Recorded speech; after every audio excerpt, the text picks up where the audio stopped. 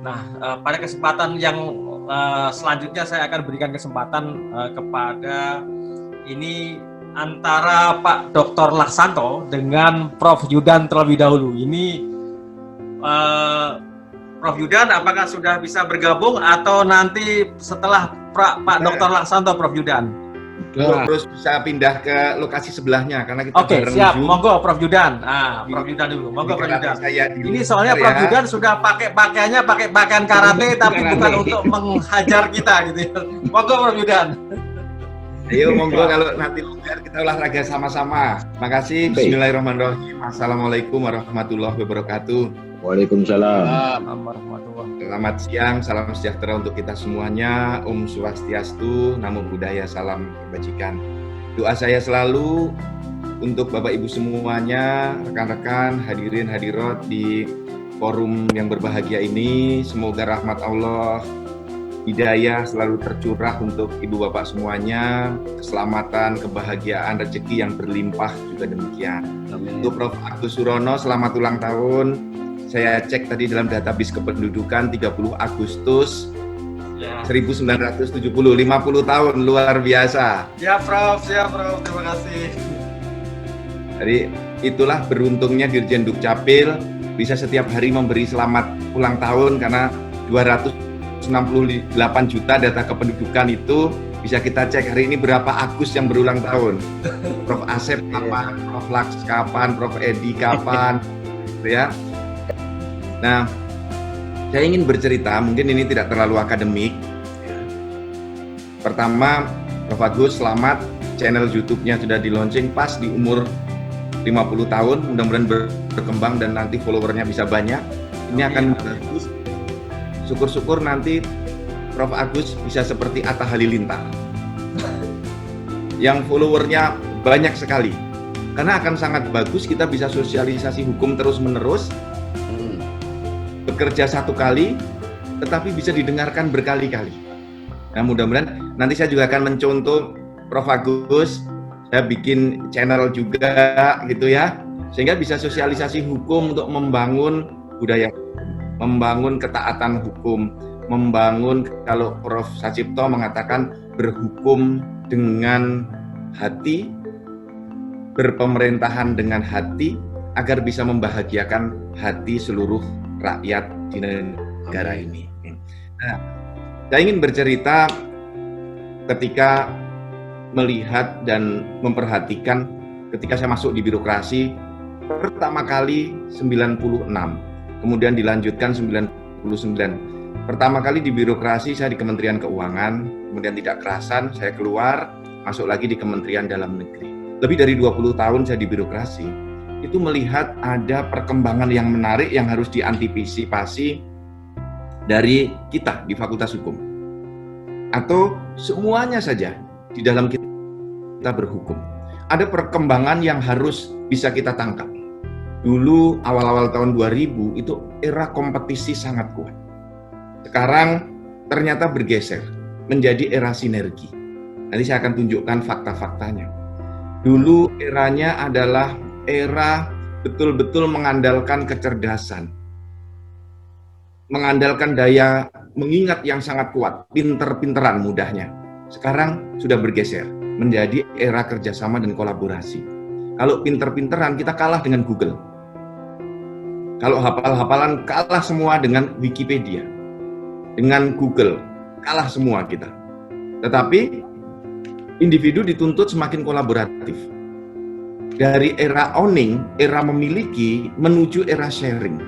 Maka dari era kompetisi, era pinter-pinteran, era owning bergeser menuju era sinergi, era kolaborasi, era sharing. Maka kita melihat banyak sekali lahir institusi baru seperti Gojek, Grab, toko online, yang mereka tidak pernah, Gojek dan Grab misalnya, tidak pernah memiliki armada kendaraan, tetapi bisa menjadi kekuatan transportasi yang paling dahsyat tanpa pernah memiliki kendaraan. Bahkan dulu armada taksi terbesar di Indonesia hampir gulung tikar. Karena masuknya fenomena baru ini. Lahir dunia baru secara virtual Bukalapak, Tokopedia yang diawali dengan Amazon. Mereka tidak pernah punya pasar, tetapi memiliki di dalamnya penjual yang jumlahnya sangat besar. Maka secara akademik terjadi pergeseran ketika dulu kita belajar yang namanya pasar adalah tempat bertemunya pembeli dan penjual, selalu menunjuk wilayah tertentu, lokasi tertentu. Sekarang kita bertanya, bertemunya pembeli dan penjual di Tokopedia, di Bukalapak, di Blibli, di Shopee, di Amazon.com itu ada di mana? Mereka melahirkan yang namanya marketplace dengan kekuatan aplikasi mempertemukan penjual dan pembeli. Inilah pola sinergi. Inilah pola sharing data itu. Inilah pola berbagi, tidak semuanya dimiliki sendiri. Bayangkan kalau Grab, Gojek harus memiliki armada taksi. Mobil sendiri mahal sekali biayanya. Maka mereka tidak berbeda dengan armada taksi konvensional yang memiliki tempat parkir sendiri, bengkel sendiri, penjaga keamanan sendiri. Seperti Grab, Gojek tidak memiliki mobil, tidak punya parkir, tidak membayar biaya perawatan, tidak membayar perpanjangan mobil, tidak melakukan itu semua. Maka operasional cost-nya menjadi sangat murah. Inilah era yang harus kita antisipasi di dalam berhukum sebagai era sinergis, era sinergi, era kolaborasi, era sharing. Nah, rekan-rekan semua, Ibu dan Bapak, tadi Prof. Edi dengan sangat kritis sudah mengkaji dalam hukum lingkungan. Saya ingin memberikan warna di dalam perkembangan yang terus dilakukan oleh negara. Bagaimana membangun era kolaborasi ini? Saat ini, Bapak dan Ibu, Indonesia sudah memiliki big data dalam bidang kependudukan. 268 juta penduduk Indonesia, by name by address lengkap ada di sana. Nama, alamat, tempat lahir, tanggal lahir, pendidikan, golongan darah, nama bapak, nama ibu, dan seterusnya. 268 juta. Nah, ini merupakan modal dasar yang sangat kuat bagi kita. Karena Indonesia sebagai negara dengan populasi terbesar keempat di dunia, dengan cakupan wilayah yang sangat luas, 17.504 pulau, kemudian terbagi dalam 3 wilayah waktu, tentu saja membutuhkan koordinasi dan manajemen yang baik dalam tata kelola pemerintahan di dalamnya. 514 kabupaten kota, lebih dari 7.000 kecamatan, dan 84.000 kelurahan dan desa. Negara yang sangat besar. Kita punya modal kuat, big data kependudukan. Saya ingat 6 tahun yang lalu, tahun pertama saya bekerja menjadi Direktur Jenderal, itu hanya ada 70 lembaga yang bekerja sama dengan Dukcapil untuk sharing data. Verifikasi data untuk perencanaan pembangunan, untuk pelayanan publik, membuat SIM, membuat paspor, membuat sertifikat tanah, asuransi, rekening bank, hanya ada 70 di tahun 2015. Di tahun ke-6 saya menjadi Dirjen, sekarang sudah hampir 3.000 lembaga yang bekerja sama untuk menggunakan data ini.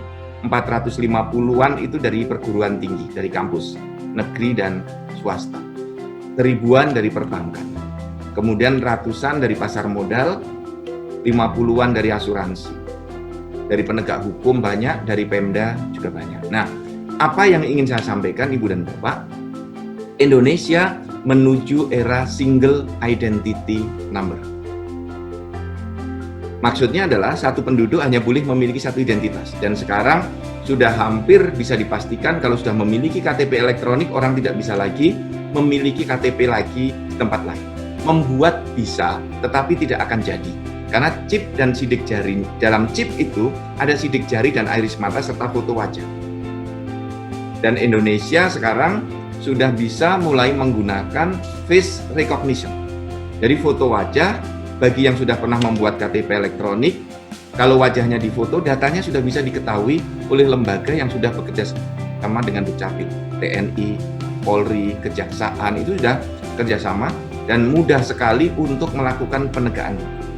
Nah, oleh karena itu Bapak dan Ibu, Indonesia dengan single identity number ini akan mewujudkan negara yang terintegrasi seperti model Amerika dengan social security number, atau main nambah di Jepang.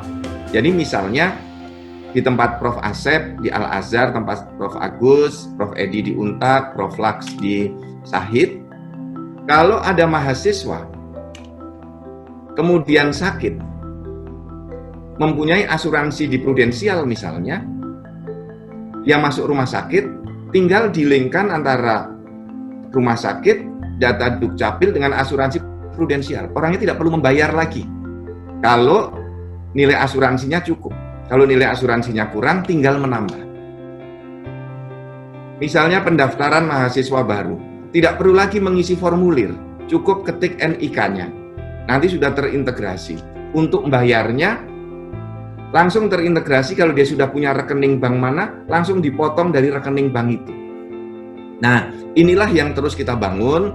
Saat ini sudah digunakan untuk pembagian bantuan sosial, untuk pembuatan SIM, paspor, asuransi, dan seterusnya, walaupun belum sempurna. Jadi Bapak dan Ibu, Indonesia dengan big data itu, maka bisa digunakan untuk penegakan hukum, pencegahan kriminal, ya, untuk membagi anggaran dan alokasi dana desa, dan seterusnya. Jadi, rekan-rekan semua, era inilah yang terus bisa kita kolaborasikan. Jadi Bapak dan Ibu, di dalam berhukum tentu saja akan ada pergeseran-pergeseran yang besar karena pengaruh teknologi. Kalau Profesor Sacipto selalu mengatakan ada faktor-faktor non-hukum yang mempengaruhi bekerjanya hukum. Ada variabel sosial yang mempengaruhi bekerjanya hukum. Jadi penegakan hukum Indonesia sekarang sudah sangat mudah. Mencari pelaku terorisme, mengungkap korban kejahatan, ada yang meninggal dunia di mana, tidak perlu di DNA lagi, tinggal sidik jarinya saja dibaca dengan alat yang untuk seperti membuat KTP itu, datanya sudah akan keluar. Terjadi percepatan di dalam proses penegakan hukum. Dari Polri sudah menggunakan, dari Densus, Bareskrim, BNPT. Nah, mari kita semua bisa berkolaborasi dengan perkembangan ini. Inilah yang kemudian berpengaruh di dalam kita berhukum. Teknologi, data, big data. Jadi sekarang sudah masuk 430 daftar nama DPO ke dalam database. Jadi kalau ada orang membuat KTP, kemudian ketik NIK-nya, kalau dia DPO akan tertulis status hukumnya dia DPO. Ini akan masuk lagi data dari Polri 1000 lebih DPO. Nah, kemudian akan masuk dari Mahkamah Agung, kerjasama kita dengan Kementerian Hukum dan HAM, pernah ditahan di lembaga pemasyarakatan mana, pernah melakukan tindak pidana apa, sehingga kalau nanti Mas Agus mau cari menantu, cek dulu ke Dukcapil. Database-nya itu apa yang bersangkutan, sertifikat tanahnya ada di mana, mobilnya apa, rekening banknya apa, pernah DPO atau tidak. Nah, bercandanya seperti itu, besok akan sangat transparan. Maka pesan kami adalah, mari kita berperilaku hukum yang baik, berhukum yang baik.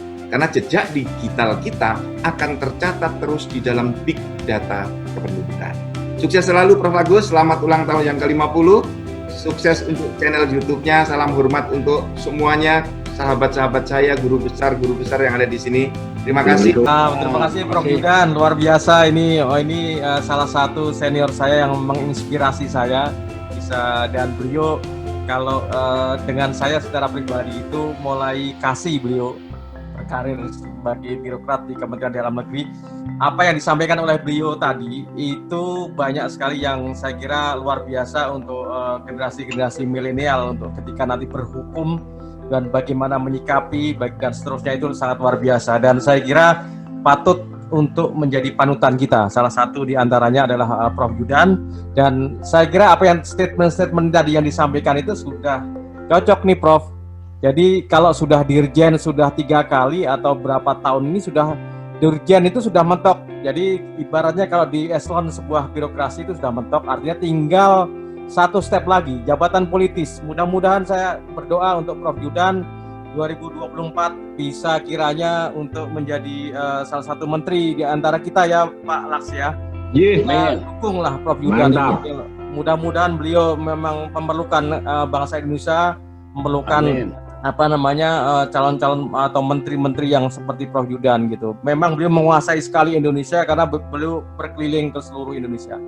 Saya kira doa saya juga kepada Prof Yudan, sehat selalu Prof Yudan. Nanti jangan ketika nanti Prof Yudan mau pindah channel ke sebelah, kemudian nanti bisa join bergabung lagi setelah ke channel sebelah.